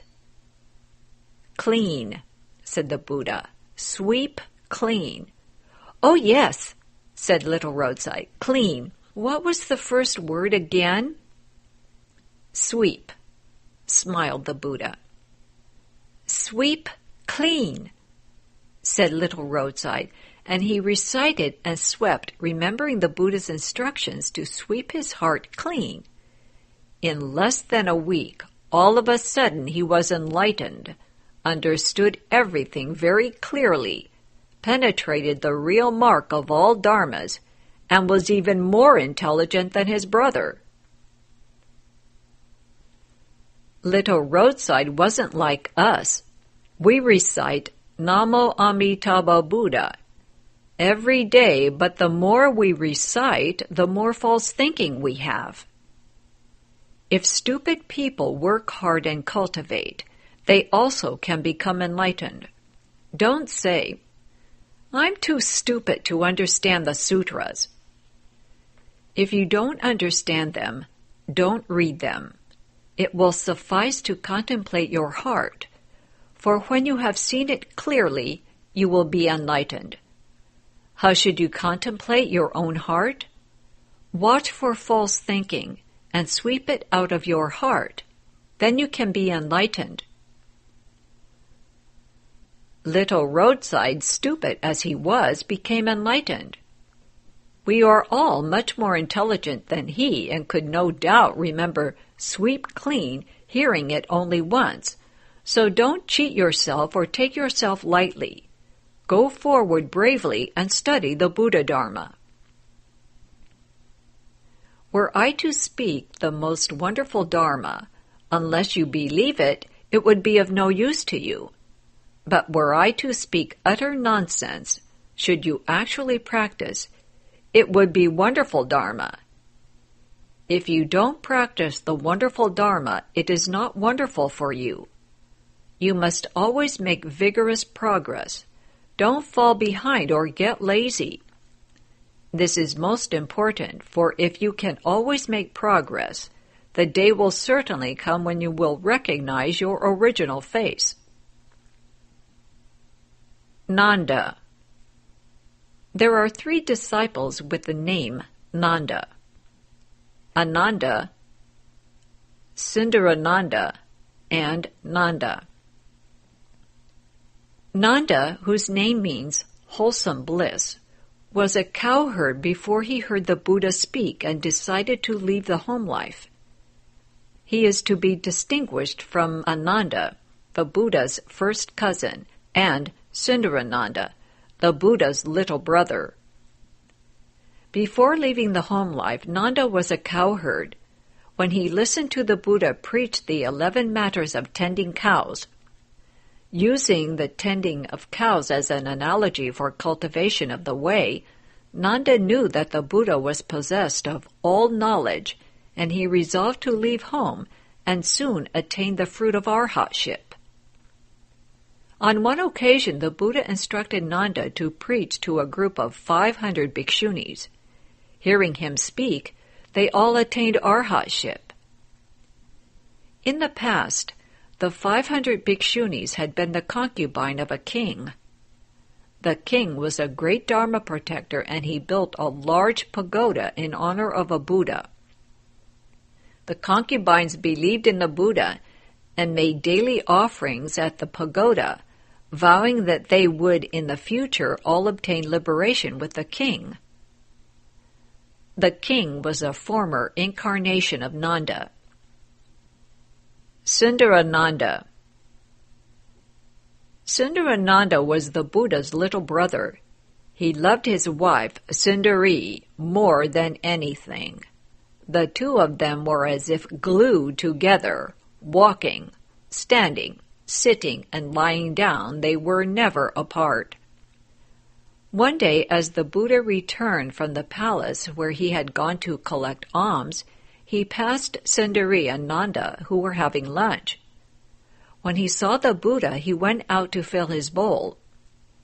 As he left, Sundari spit on the floor and said, "You may give the Buddha food, but if you don't return before that dries, you're in trouble."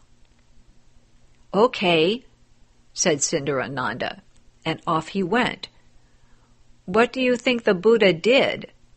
Every time Sundarananda took a step forward to hand the Buddha his bowl, the Buddha moved away with his spiritual powers so that, in what seemed just like a few steps, Sundarananda suddenly found himself in the Jeta Grove, 5 miles from home. As soon as they arrived, the Buddha shaved Sundarananda's head. Sundarananda had no desire to leave the home life because he did not want to give up his wife. But the Buddha was his older brother, and so he complied. "I can cut off my hair," he thought, "but the first chance I get, I'm going to run away." As day after day went by, Sundarananda got more and more nervous. The Buddha and the Arhats were staying in the Jeta Grove, and Sundarananda had no chance to escape. One day the Buddha and his Arhats went out for lunch and left Sundarananda to watch the door. "Today is the day," thought Sundarananda. "I'm definitely going home." Before the Buddha left, however, he had instructed Sundarananda to sweep the floor. Eager to be on his way, he went right to work, but every time he got the dust together, a gust of wind blew it all over the room. He tried closing the window, but when he closed one, the other blew open. Strange. This went on for 2 or 3 hours. "The Buddha will be back any minute," he thought. "Dust or no dust, I'm leaving." He threw the broom down and ran. "The Buddha uses the main road," he thought, "so I'll take the side road." He ran for a couple of miles when suddenly he saw the Buddha walking toward him. He hid behind a tree to wait for him to pass, moving slowly around the back of the tree so that he would not be seen. Who would have guessed that the Buddha would follow him around the tree, step by step? Sundarananda walked in one direction, and the Buddha followed him. Sundarananda reversed his steps, and so did the Buddha. A collision was inevitable. There was no place to hide. "What are you doing?" asked the Buddha. "I thought you were watching the door." "I waited and waited," said the embarrassed Sundarananda, "but you didn't return, so I came to welcome you. I thought that your bowl might be too heavy. I came to help you carry your bowl." "Wonderful," said the Buddha. What a good little brother. Now let's go back to the Jeta Grove. The Buddha knew that Sundarananda wasn't happy, and one day he said, Sundarananda, come with me for a hike in the mountains. All right, said Sundarananda, thinking, if I get the chance, I'll surely run away. The mountains were full of monkeys, 500 or 600 of them. Sundarananda, said the Buddha, compare these monkeys with your wife. Are they more beautiful than she? Sundarananda said, Why, Buddha, of course Sundari is more beautiful. Monkeys are ugly. How can you compare them with Sundari? You're quite intelligent, said the Buddha. You know that your wife is prettier than the monkeys. When they had returned to the Jeta Grove, the Buddha said, Sundarananda, you have never been to the heavens. Want to go? First the mountains, now the heavens. I wonder what they're like. Sundarananda and the Buddha sat in meditation, and the Buddha used his spiritual powers to take him to the heavens, where they visited a palace, where 500 goddesses and many servants were working. The heavens were 1,000,000 times more beautiful than the world of men, and Sundarananda had never seen such beautiful women. Naturally, he fell in love. Don't you have a leader? He asked. Who is your master? Our master hasn't arrived, they said. He's Shakyamuni Buddha's little brother, Sundarananda. He's left home to cultivate the way, and in the future he will be reborn with these 500 goddesses as his wives. Sundarananda was delighted. I don't think I'll run away after all, he thought. I'll cultivate diligently and get reborn in the heavens instead.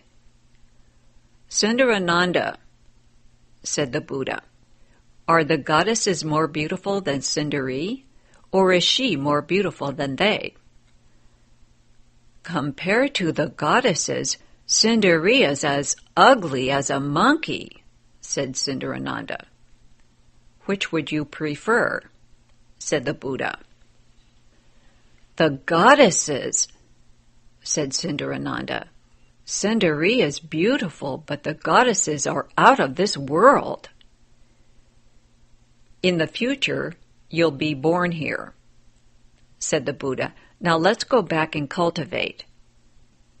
Sundarananda meditated day and night, cultivating to be a heavenly lord. The Buddha knew that heavenly blessings have outflows, are not ultimate, and that those who enjoy them can still fall to lower realms. Wishing to wake Sundarananda up, he said, There's nothing going on today. Would you like to visit the hells? I've heard that they aren't very scenic, said Sundarananda. But if you want to take me there, I'll go. They visited the hells of the Mountain of Knives, the Sword Tree Hell, the Fire Sea Hell, the Ice Hell, and many others. Finally, they came to a hell where 2 ghosts were boiling a pot of oil. The lazy ghosts had let the fire go out, and the oil wasn't even simmering. What are you 2 doing? Said Sundarananda. Fooling around and going to sleep? The 2 ghosts opened their eyes and stared. What do you care? They said. We're in no hurry. We're waiting for someone who isn't due for a long, long time. Who? Said Sundarananda. Shakyamuni Buddha's little brother, Sundarananda, if you must know. They said. He left home but seeks only the blessings of the heavens and 500 goddesses. He'll be living in the heavens for 1,000 years, but in his confusion, he will forget how to cultivate and will commit many offenses. This will create evil karma and drag him into the hells to be deep fried in this very pot. Every hair on Sundarananda's body stood straight up on end, and every pore ran with cold sweat.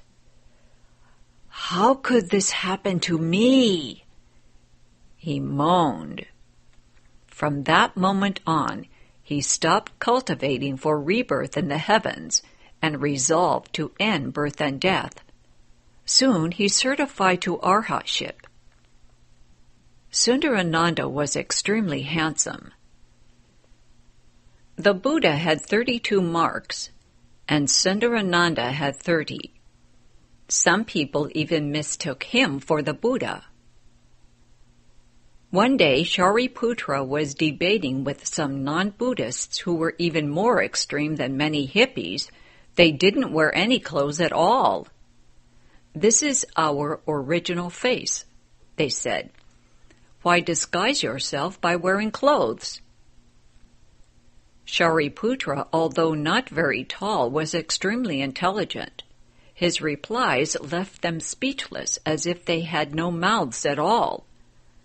Later, when Sundarananda, who was tall and handsome, happened along, the nudists said, "If that short little bhikshu beat us, how could we possibly out-talk this tall one?"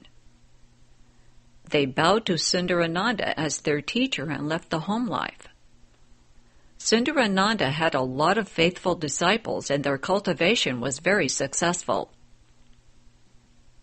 This is the story of Sundarananda, who gave up his wife for the goddesses, and then, fearing the hells, cultivated the way. Ananda. Ananda was the Buddha's cousin. His name means rejoicing, and was chosen because he was born on the day the Buddha awoke to the unsurpassed enlightenment. Both his birth and the Buddha's realization were causes for rejoicing.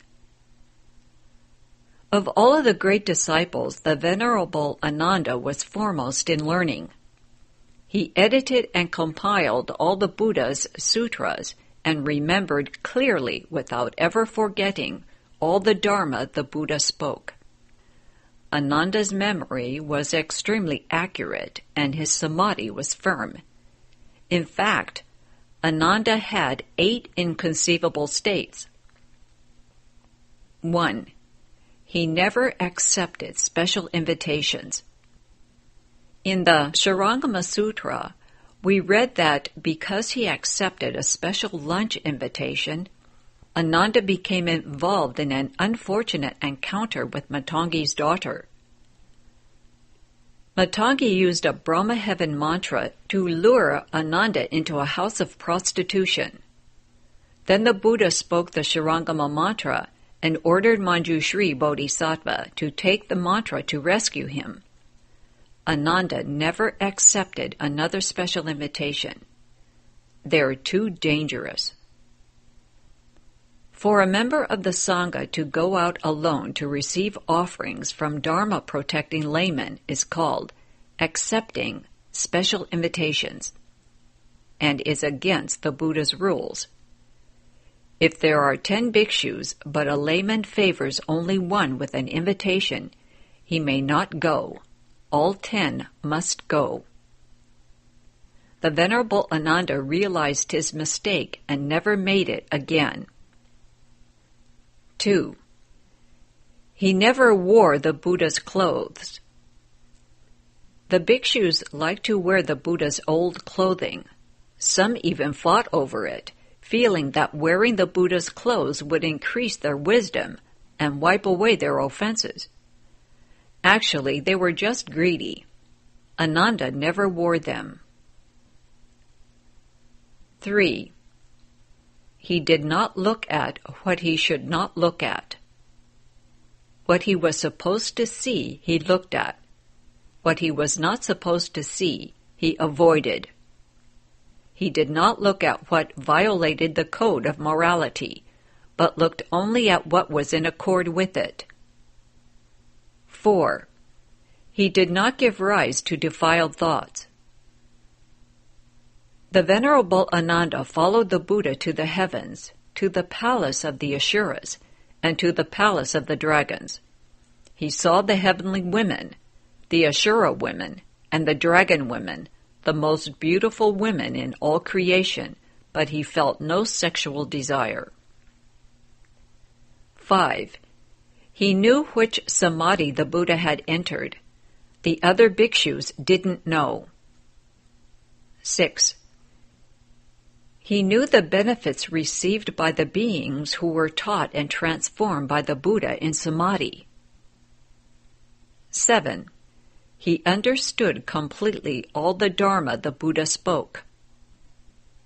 8. He never had to ask to have a Dharma repeated. He remembered it all and never needed to hear one twice. No one but Ananda had these 8 inconceivable states. Concerning not accepting special invitations, Shramaneras cannot eat or drink when they please, but must eat with the assembly. Novices and bhikshus alike cannot live with a group and yet eat separately.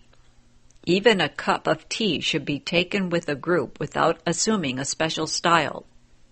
If everyone doesn't receive an apple, an orange, or even a piece of candy, no single person is allowed to eat them on his own.